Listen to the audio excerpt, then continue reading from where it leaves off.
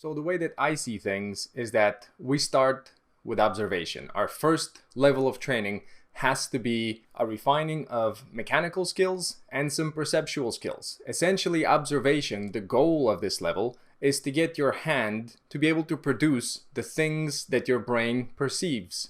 So there's some basic hand-eye coordination that needs to happen here, but there's also a lot of training in the actual perception. You need to train your brain to start being more critical in how it evaluates shapes and how it sees and analyzes images and scenes. As artists, we need to go far beyond what just the average person looks at. We need to become analysts of images. We need to start doing some detective work. We need to go in depth behind the scenes. We need to look at cause and effect. And we need to train our brains to become far more sensitive, kind of like a musician, someone who can recognize different tonalities that would be lost on any other person. The average person just would not be able to distinguish one tone from the other. Or with our metaphor of language, someone who doesn't speak the language would hear words kind of blending together. They wouldn't know where to draw the line between one thing and another.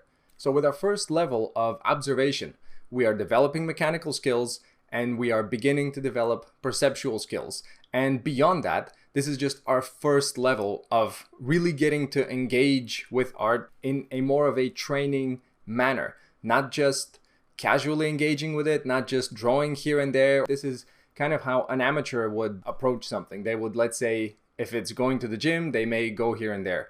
If we would like to truly be artists and to train like one, then this becomes non-negotiable. We go to the gym, aka we go to the studio, we sit down at our chair, wherever that happens to be. If you're a digital artist, you sit in front of your computer. If you're doing it traditionally, it doesn't really matter. You get to your desk, you get to your space, and you begin to train these things. Meaning that it's not about how you feel, it's not about whether you want to or not that day. It's not about any of those things. If you are committed and dedicated to improving at this, you train like an athlete. You're a mental athlete. You show up for work, you get it done. Some days you do it better, some days you do it worse, but the trend is that you are progressively building skills and getting better. Now, we've talked a little bit about observation training before, and as we've discussed, this can essentially be a universe all to itself, meaning that you don't necessarily need to go beyond observation if the type of art that you would like to do is purely representational. If you only want to draw things that exist, if you only want to draw and paint scenes that are something that you can see, you can essentially choose to spend about 90% of your time here. You will of course benefit from developing the other levels, from understanding, from knowing how an image works three-dimensionally, the cause and effect, so that you can make changes, so that you're not constrained only to what is in your reference or only what is on your model. The way that I look at these levels is that they are levels of skill, but they're also your level of ability to engage with an image. Because they go hand in hand with training and with knowledge, they essentially determine how deeply you can engage with a scene or with an image, with your work. So these are skill levels, but they're also levels of training, levels of understanding, levels of engagement. The most primary way that you can engage with an image or a scene is to essentially copy it. And the reason why I renamed this level from copying to observation is that I don't want to make copying seem like it's an end goal. It's just that it so happens that in the first stage, because your knowledge is limited, because your skills are limited, you're essentially relegated into this corner of copying. But copying definitely is not the end goal. Even if you would like to do representational art, you will rarely have to copy exactly what's there. Now, you will need a very high degree of accuracy if you're doing something, let's say, like a portrait, but you will by no means have to be 100% on. That's the realm of a copy machine. I have a few images here that I want to show you. So this bottom image here on the right is a painting by John Singer Sargent, and on the left here is a photograph. Now, the painting wasn't made after the photograph. I think actually the photograph was made after the painting was completed. So it could be that the photographer was kind of emulating this first portrait that was made. Now, what I want to show you though is that the person that was painted didn't really look 100% like what the photograph shows. In the painting, the face is quite slimmer. The nose is less bulbous. Also, you can see the eyes. I do think that they have a little bit more of a diagonal feel, which makes the gaze have a bit more intensity. I think the eyebrows are also angled just slightly more. These feel like they're a bit more horizontal. So all of these things together, they serve to give an intensity to this person that really the photograph doesn't have.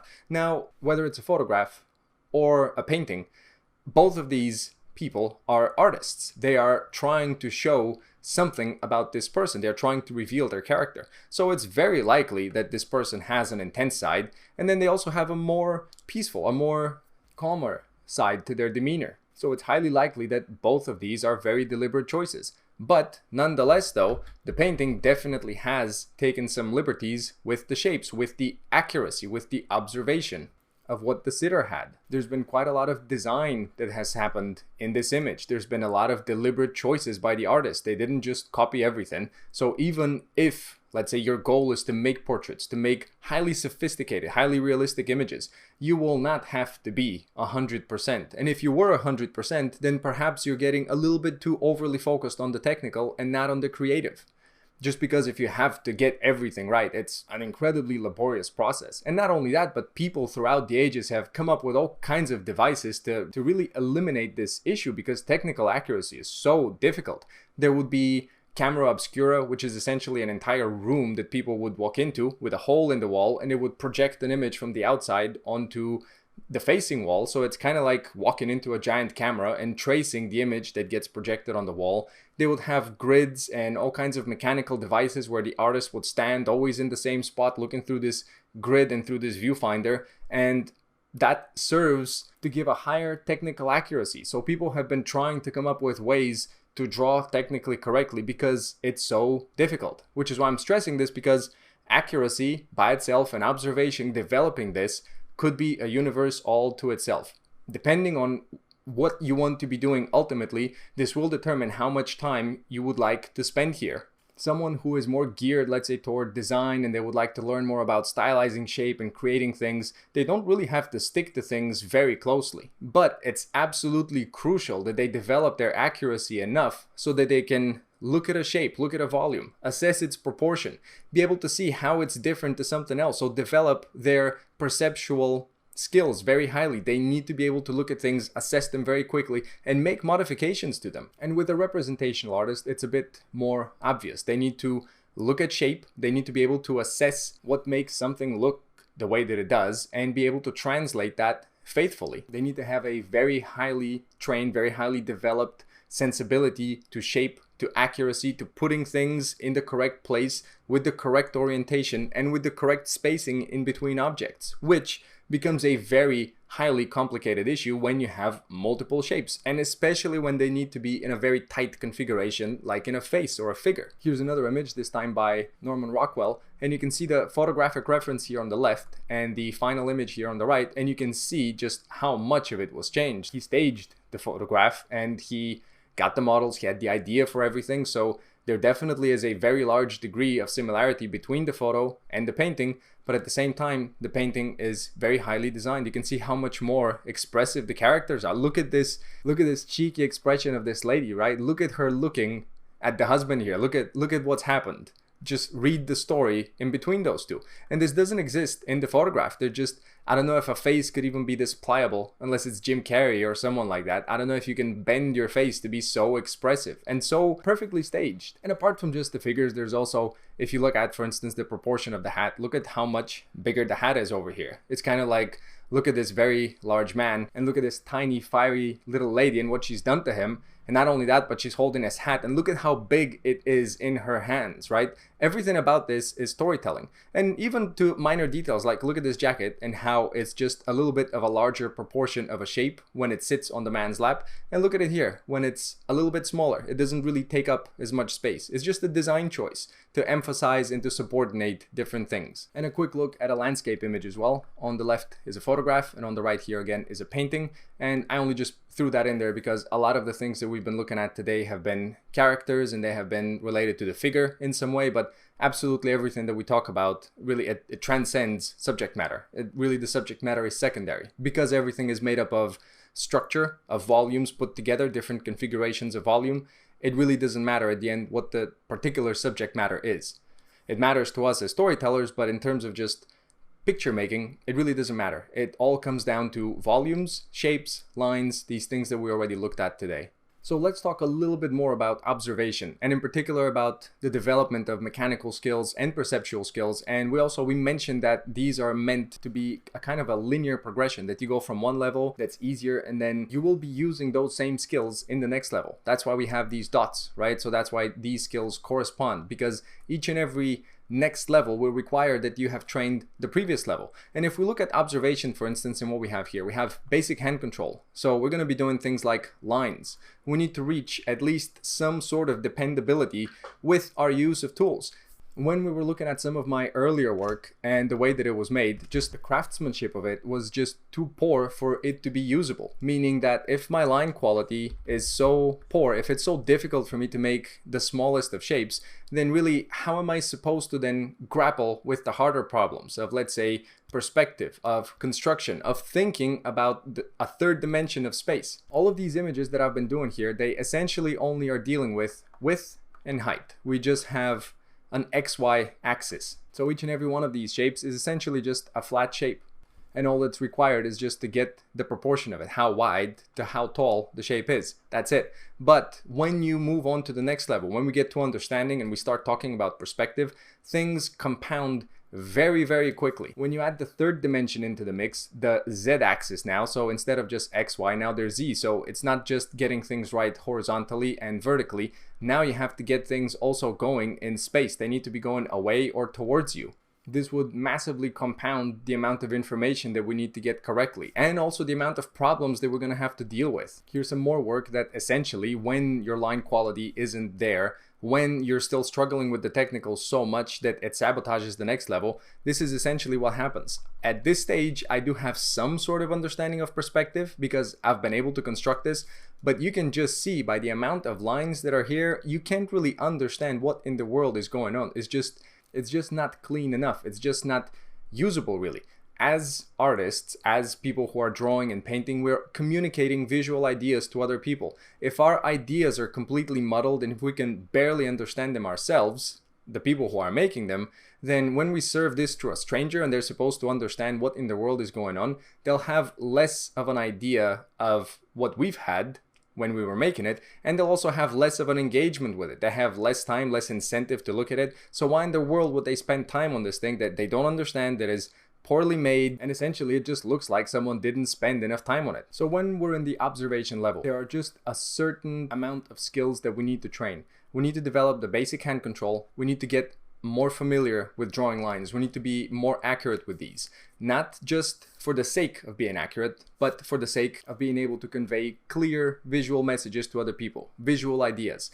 And we'll do this through lines, through simple shapes, and through things like circles and ellipses. And these will be necessary because when we move over to understanding, a lot of what we'll be doing is dealing with the third dimension, with perspective. And when we get to perspective, there will be a lot of drawing of ellipses because essentially a circle in perspective turns into an ellipse. So we'll need to train our hand to be doing these basic shapes in order to, when we get to the next level, we're not constrained by poor lines, because when we're doing perspective, there are a ton of lines going through each and every drawing. Here are some masterful examples by Scott Robertson, and have a look at how complex this drawing is. Just have a look at how many different things are happening.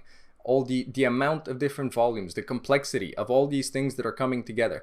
But at the same time, it's perfectly clear. And not only that, the lines are, even though this is probably a sketch, at the same time, you can definitely tell where everything is, which is the point. This is a design drawing. So this was made with the purpose of just conveying the idea of this vehicle. And you can definitely tell where everything is. It's very well made. There's a very high quality draftsmanship here. So it serves the purpose of visual communication. And here's another drawing. You can see how deliberate and how precise each and every line is. So if we were attempting to draw this with this type of skill level, it would just fail. There's no possible way that I would be able to figure out what it is that I'm trying to draw, as each and every line is being repeated over and over, and I'm making all of these things. When I'm trying to draw my drawing over top of even a grid that looks like that, everything just turns into a mess so quickly, I have no idea what's going on.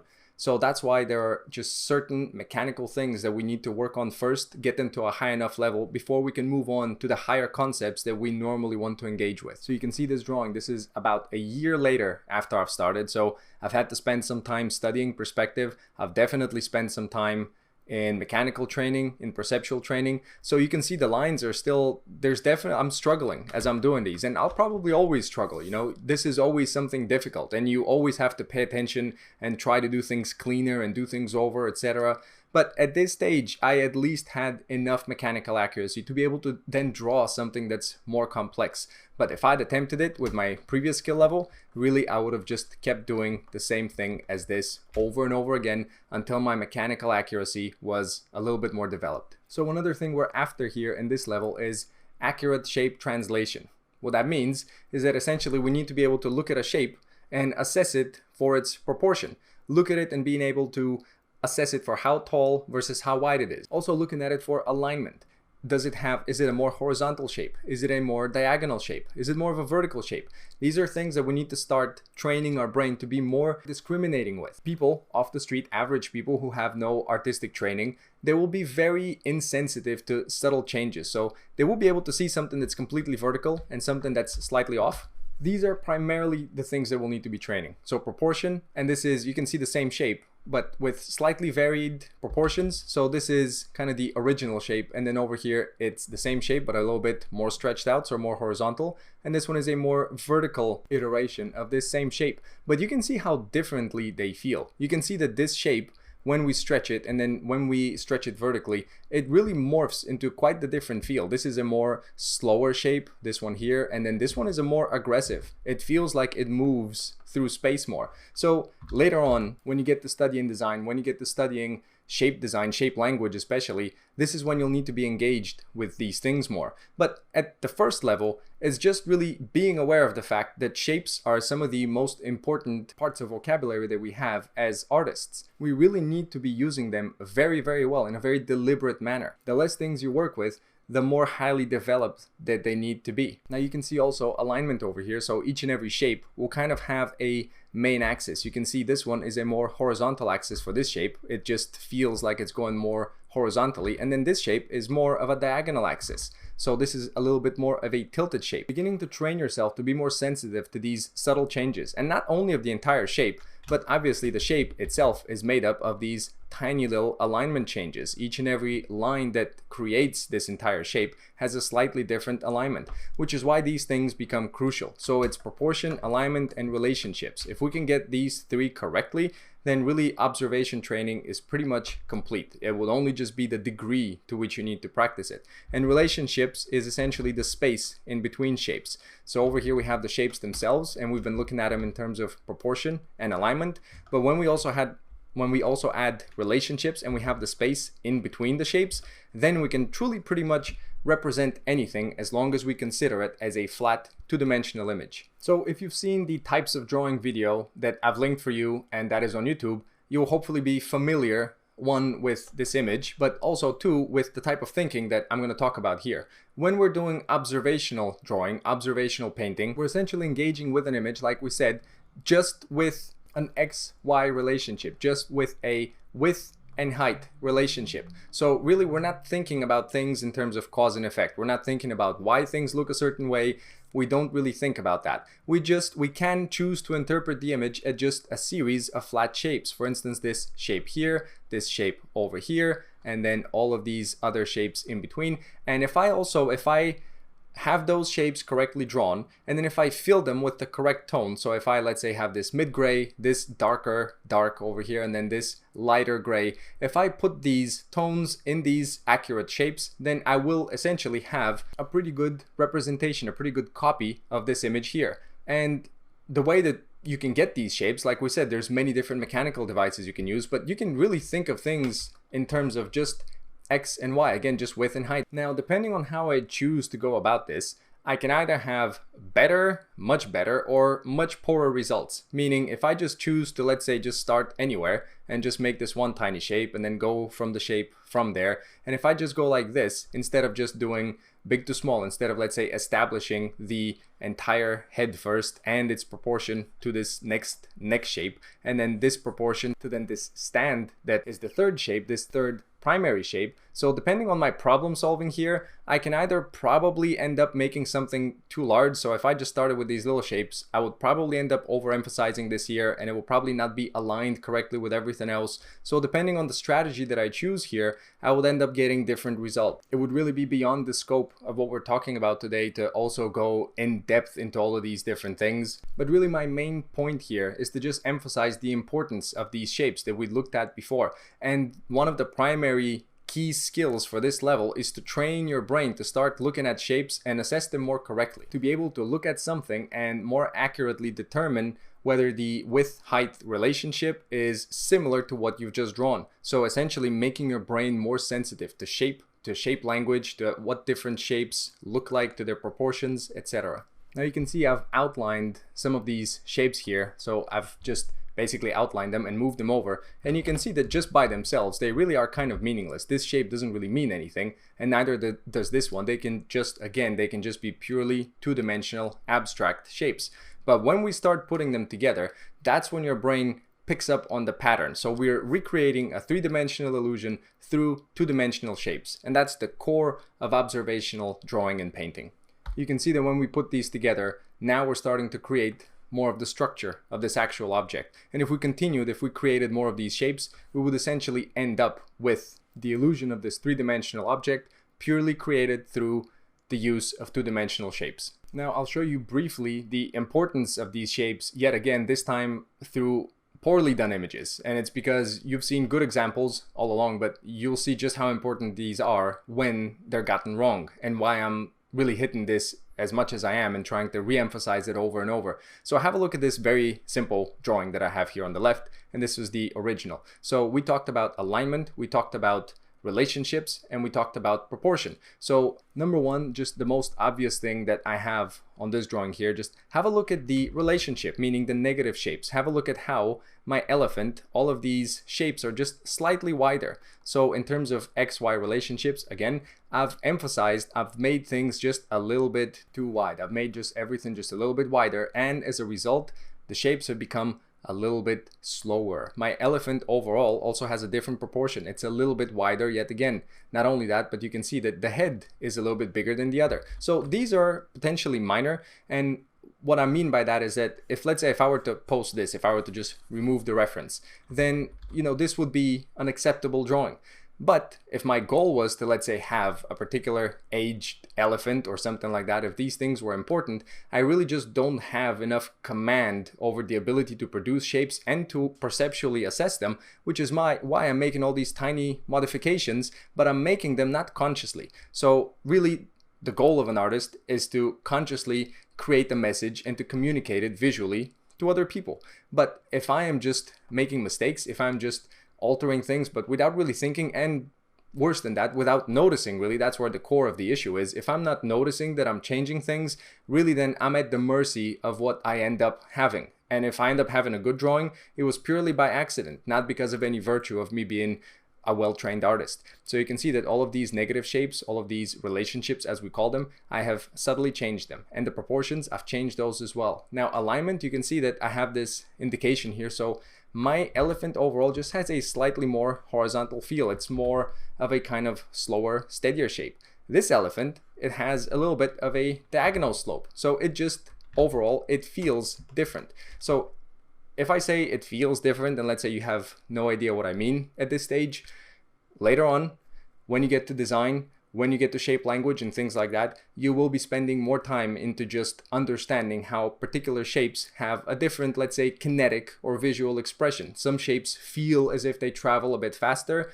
some feel as if they are a bit slower, and you can just see, like, this elephant, he's just a little bit bigger, he's just a little bit thicker. He just has, he looks like he has more weight on him because of how I've drawn him. This one with the more diagonal alignment and the smaller shapes in between, he looks like, let's say this guy would maybe walk a little bit faster, be a little bit faster. So if we shrank him, if we make him even smaller, he could be like the sidekick of this bigger, older elephant, kind of going with him, annoying him, all that stuff.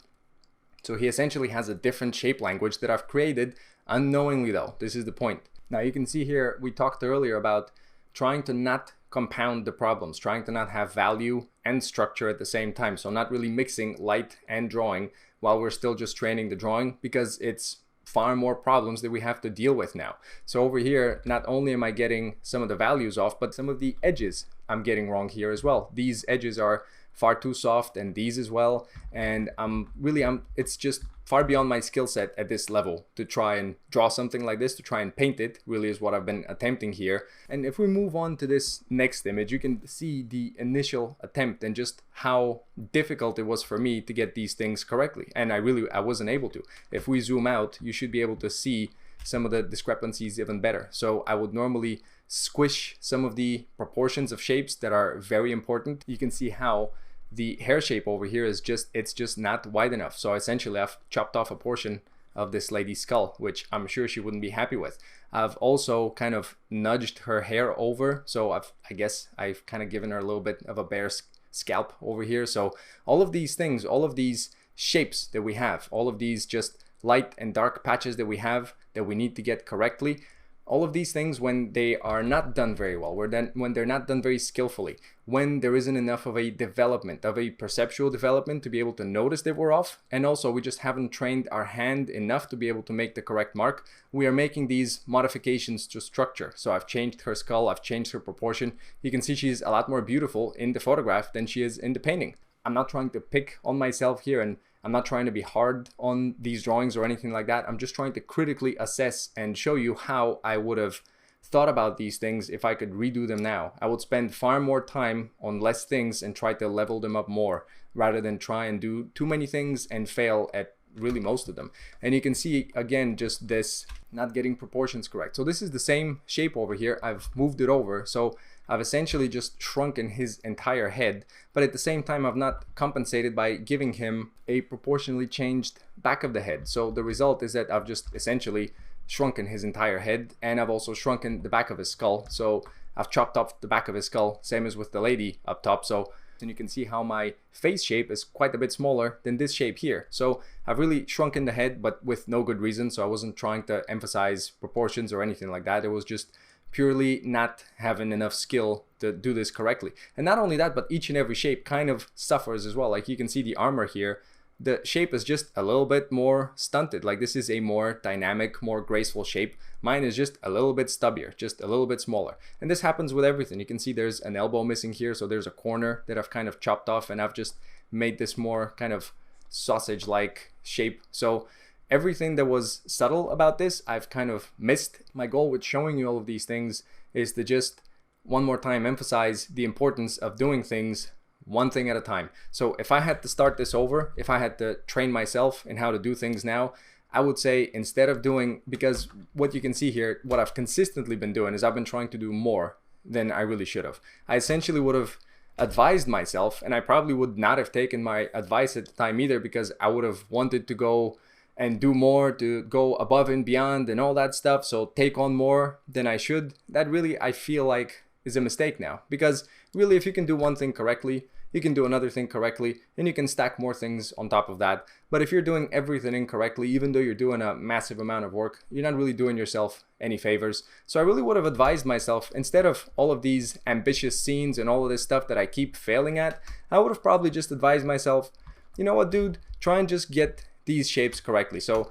don't even do the entire elephant, don't worry about that. Just start and see if you can get, let's say, try and identify the shadow shapes. So before you even do anything, you need to be able to see these shapes. You need to be able to see where they are. You need to be able to assess their proportion, like we said. So I probably would have just advised myself, hey, you know what, try and just look at some of these shapes and try to redraw them. So let's say look at this shape and just see how wide is it. Let's say it's about 1, and then how tall is it? So let's say it's about 2 and a little bit of these. So if I'm looking at it at its height, it's about, let's say, 2 times the width. So if I advise myself to just do that, and I would just start and trying to replicate these basic shapes. And I would also have, there's the proportion, but what's the alignment? You can see that this shape has a little bit of a diagonal alignment to it, not only in the x-axis, but in the y-axis. So vertically and horizontally, it's a little bit diagonal. You can see I've kind of straightened it up here already.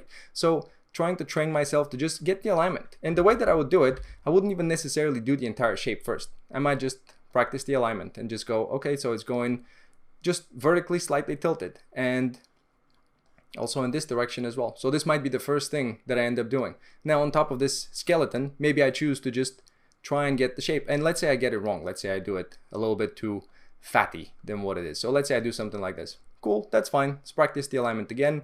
Okay, now let's try and 1 to 2 like we said. So let's just measure out. This is about 2 and this is about 1. So let's just try now, and okay, let's try and get this.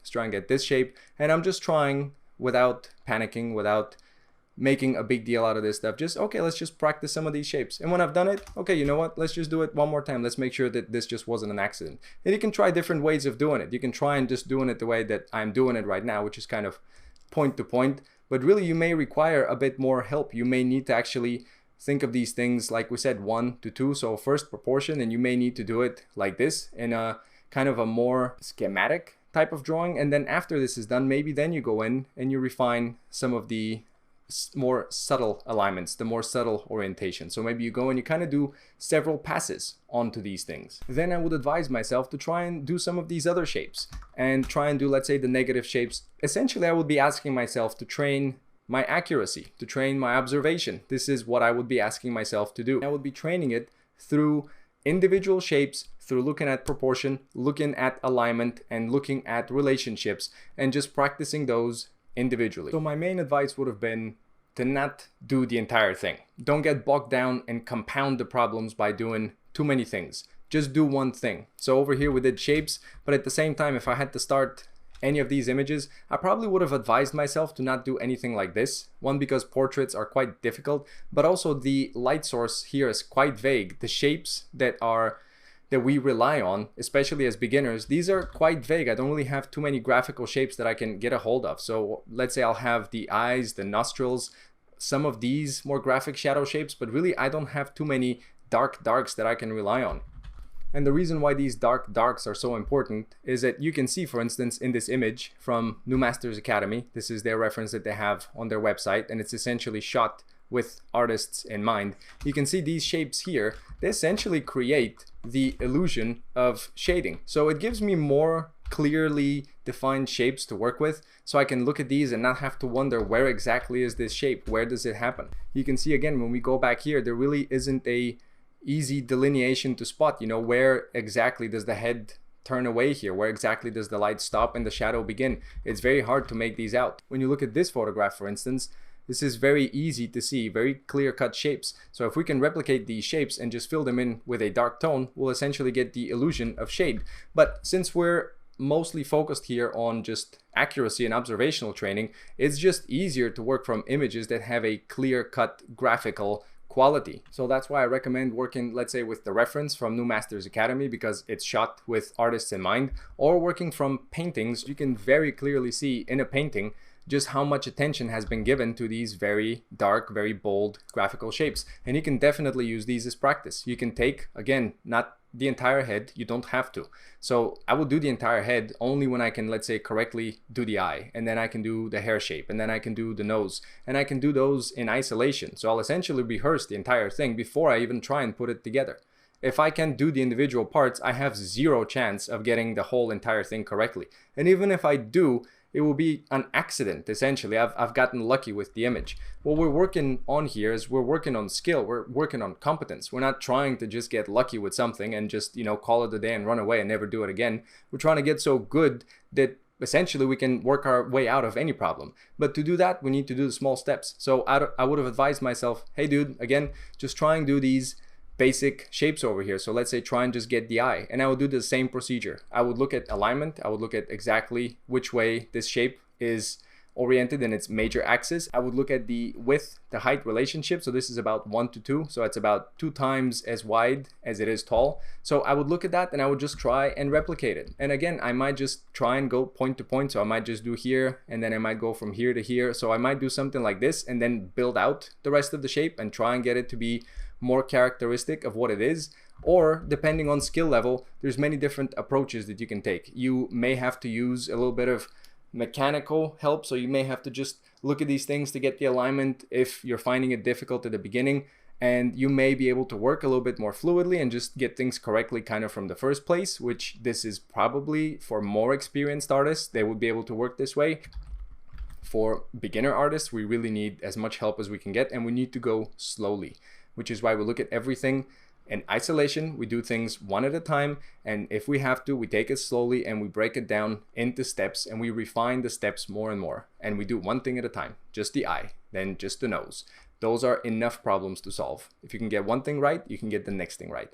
And also don't forget that there's also the relationship between these. So we need to get, let's say, not just this shape, but it gets progressively more difficult when we need to get this shape and it's aligned to this shape, meaning that this corner needs to represent to this corner needs to respond to this corner, meaning that they have to be aligned. They have to be in correct relationship to each other. So getting these shapes correct is no small issue. So don't rush ahead. Don't worry if you're finding this difficult. You should be. If it's difficult, you're learning, you're growing. Don't run away from it if it's hard. And don't think that you don't have what it takes if it is hard. The only thing you need to have is the ability to re-engage and keep coming back until the job is done. So a recap of our observation level. This is essentially the first thing that we can do when we first start engaging with images or scenes. We can look at them as flat shapes, as just this combination of flat two-dimensional shapes with just width and height. And if we can get these relationships correct of each individual shape, but also the edges that each and every shape is made out of, there's an alignment to each and every edge. So everything gets progressively more complicated very quickly. If we can get this correct, we are training our perception. So as we're doing these shapes, we're training our brain to be more sensitive to proportion changes, how wide versus how tall something is. What does a shape feel like? Getting your brain to look at something and be able to more critically engage with it, to quicker be able to figure out if your shape is off, if it's too big, if it's too small. Because when we go to the next stages, when we get to understanding, we need to rely on the basic hand control that we would have developed here. As we're drawing these shapes, we're progressively making our lines more steadier. We are getting our hand to be more responsive to what we see. We're getting to measure things more on the fly. You can see here one of the perceptual skills is measuring. So we need to create straight lines. We need to look at distances. This is the relationship between shapes. We need to look at the major orientation of the shapes. We need to measure. We need to be able to, again, this is proportion, and this is also the relationship between shapes, the negative shapes. So notice and assess shapes. It's a critical thing here. Then when we move into understanding, we'll be absolutely relying on everything that we've done here. The basic hand control will be translating when we're doing perspective, when we're drawing our grids, when we're drawing these massively dense drawings in terms of line. We need to be able to rely and fall back on our training, to be able to rely on our hand control to get everything where it should be, to also be able to look at proportion so that as we're drawing in perspective, we don't all of a sudden realize that we've just messed up the entire proportion of this now instead of shape of this volume that we're drawing, of this object, whatever it happens to be. So everything that we develop here in this observation level, we will be falling back on, and we will absolutely be using throughout all of these other levels. So these levels are done in such a way so that you stack skills one on top of the other.